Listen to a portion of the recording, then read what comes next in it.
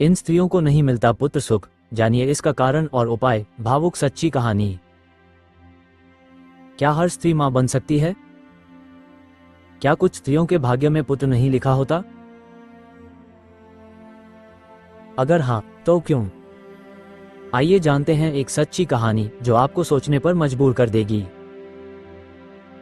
सुमन एक सुंदर, सुशील और संपन्न परिवार की बहू थी। सब कुछ था उसके पास, सास ससुर का आशीर्वाद, पति का प्यार, धन संपत्ति। बस एक कमी थी, वह मां नहीं बन पा रही थी। सालों बीत गए। हर बार गर्भ ठहरता, लेकिन तीसरे महीने में ही गिर जाता। गांव के लोग ताना देते, बहू बांझ है। सास भी कहने लगी, तेरे पाप ही हैं जो तुझे पुत्र नहीं मिलता।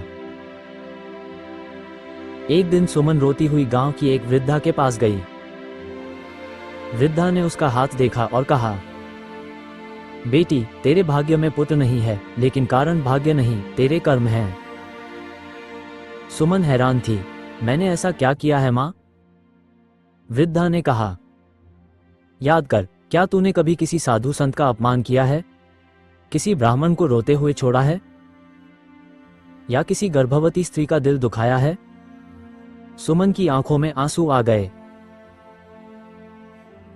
हाँ मां, कॉलेज के दिनों में एक बाबा से मजाक किया था।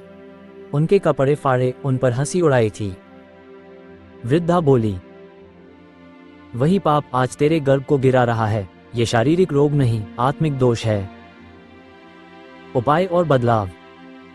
सुमन ने उसी दिन से पश्चाताप करना शुरू कर दिया। हर गुरुवार को व्रत रखने लगी। गौ माता की सेवा करने लगी। तुलसी माता का पूजन किया। गरीब कन्याओं को भोजन कराने लगी। उसने बाबा के नाम से एक कुएं की खुदाई करवाई और एक पीपल के नीचे दीपक जलाने लगी। 6 महीने बाद सुमन फिर गर्भवती हुई।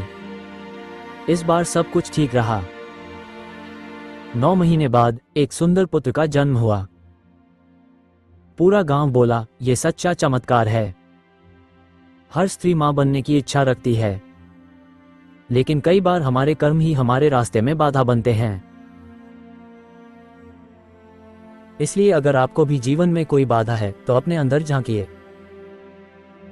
क्या आपने भी किसी का दिल दुखाया है? अब भी देर नहीं हुई है। सेवा कीजिए, पश्चाताप कीजिए और श्रद्धा से प्रार्थना कीजिए। ईश्वर आपको वही देगा जो आपके कर्मों से जुड़ा है। अगर यह कहानी आपको भावुक लगी हो तो इसे शेयर कीजिए।